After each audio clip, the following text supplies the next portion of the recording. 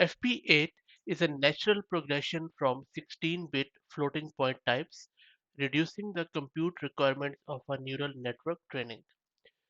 Furthermore, due to its non-linear sampling of the real numbers, FP8 can also have advantages for inference when compared to int8.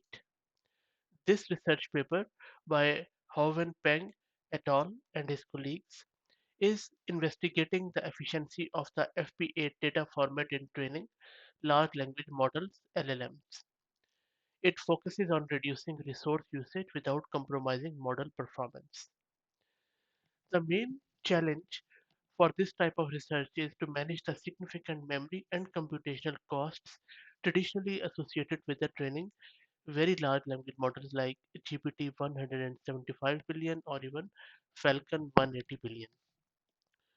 This is where this research comes very handy as it proposes an FP8 automatic mixed precision framework that incorporates 8-bit precision in gradients, optimizer states, and distributed training to streamline the LLM training process.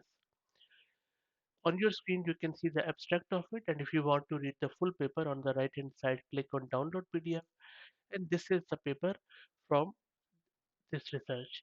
And it is quite interesting too, because they have done the comparison between this BF16 and uh, FP8 on zero shot performance on downstream tasks.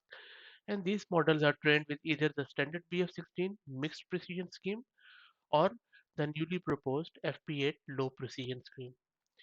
Now, training GPT 175 billion with FP8 resulted in a 42% memory usage reduction, which is huge.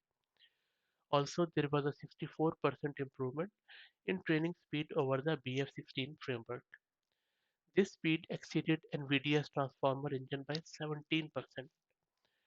Model accuracy was preserved, matching the performance of models trained with higher precision formats. The FP8 framework was also effective in fine-tuning the reinforcement learning scenarios.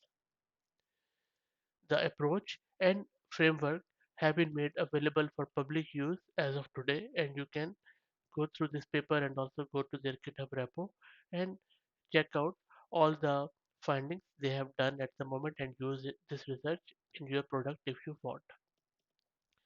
One of the highlights for me that from this research is that FP8 maintains accuracy and optimizes training efficiency while reducing the memory by 42%. So I hope that you also appreciated the importance of this new research. If you have any questions or thought, please put them in the comments. And if you like the content, please consider subscribing to the channel. Thank you very much.